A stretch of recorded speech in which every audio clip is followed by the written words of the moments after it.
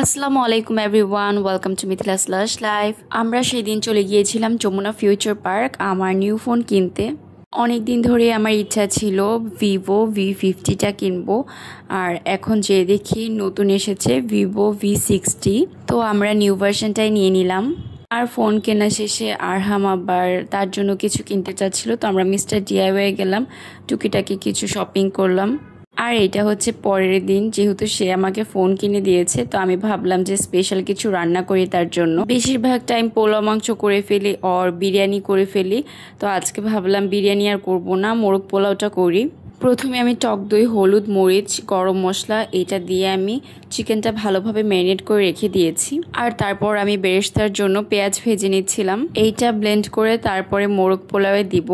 বেরেস্তা ব্লেন্ড করে না দিলে কিন্তু মোরগ পোলাওয়ের আসল ফ্লেভারটা পাওয়া যায় না। বাদাম বাটা, বেরেস্তা আর গরম মশলার গুঁড়া এগুলো আমি একসাথে ব্লেন্ড করে নেব। এখন আমি নতুন হাঁড়ি বসিয়ে দিয়েছি। তারপরে আমি পেঁয়াজটা ভেজে নিচ্ছিলাম।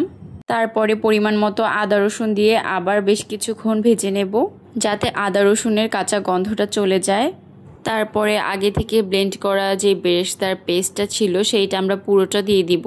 আর এইটা দেওয়ার পরে যখন আপনি কষানো শুরু করবেন, তখনই কিন্তু দেখবেন মোরগ পোলাওয়ের যে গ্রানটা সেটা বের হওয়া স্টার্ট হয়ে গিয়েছে। কেউ যদি ঝাল পছন্দ করেন তাহলে কিন্তু এক্সট্রা করে একটু লাল মরিচের গুঁড়াও অ্যাড করতে পারেন। আমি আর কোনো কিছু অ্যাড করিনি, কারণ চিকেনটা আমরা অলরেডি মরিচ দিয়ে মাখিয়ে রেখেছিলাম। মশলাটা কিন্তু একদম তেল ভেসে এসেছে। এই পর্যায়ে আমরা চিকেনগুলো একটা একটা করে দিয়ে দিব। চিকেনগুলো কিন্তু আমরা কোনো ভাজবো না, কিছু করব না, জাস্ট এইভাবে আমরা মশলাতে দিয়ে দিব। তারপর চিকেনগুলোকে ভালোভাবে কষিয়ে নেব। আর অবশ্যই কিন্তু টক দই দিয়ে ম্যারিনেটটা করবেন। আর আমি কোনটা কতটুকু ইউজ করছি বলছি না, জাস্ট রান্নার প্রসেসটা দেখাচ্ছি। তো এখন আমরা চিকেনটাকে ভালোভাবে কষিয়ে নেব। অনেকক্ষণ কষানোর পরে একটু পানি আপনি অ্যাড করে দিতে পারেন, তারপর আপনি ঢেকে দেবেন। আর ঢাকার আগে কিন্তু আস্ত কিছু গরম মশলা আমি দিয়ে দিয়েছিলাম। তো এটাকে ঢেকে কিন্তু আমি বেশ কিছুক্ষণ রান্না করে নিয়েছি। এখন তেলটা কিন্তু একদম উপরে উঠে গিয়েছে। এখন আমি কাঁচামরিচ আর লেবু দিয়ে রান্নাটা কমপ্লিট করছি। তারপরে আমি সেই পাত্রে পোলাওটা করে নিয়েছি, তাহলে পোলাওর ফ্লেভারটাও ভালো হয়। আর পোলাওটা হতে হতে এরই মাঝে আমি ঝটপটের যে স্বামী কাবাবটা আছে সেটা ভেজে নিয়েছিলাম। তো প্যাকেটের যে কাবাবগুলো সেইগুলোর মধ্যে আমার কিন্তু ঝটপটের এই কাবাবটাই বেশি ভালো লাগে, তো প্রায় আমি এইটা নিয়ে আসি। আর আমি মোরগ আর পোলাওটা আলাদা রেখেছি, দোকানের মতো করে সার্ভ করব এই জন্য।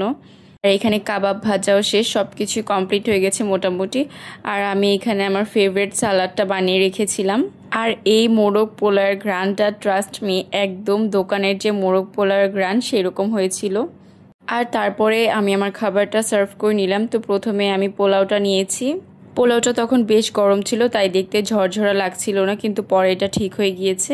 আর পোলাও রান্না করার সবগুলো ক্লিপ আমি অ্যাড করিনি, কারণ পোলাও তো নর্মালি যেভাবে রান্না করে সেইভাবেই রান্না করেছি, স্পেশাল কিছু না। আর এখন আমি উপর থেকে চিকেনটা দিয়ে দিব। আপনারা চাইলে কিন্তু পাতিলেও দুইটা একসাথে মিক্স করে ফেলতে পারেন, কিন্তু আমি চেয়েছিলাম দোকানে যেভাবে সার্ভ করে ওইভাবে করি, তাই আমি এরকমই রেখেছি। আর তারপরে আমি নিয়ে নিয়েছি সালাদ। এরকম মাখা সালাদ আমার খুবই পছন্দ। আর তারপর আমি কাবাব নিয়ে নিয়েছি। তো এই ছিল আজকের ভ্লগ। ভিডিওটি কেমন লাগলো অবশ্যই কমেন্ট করে জানাবেন। Thanks for watching.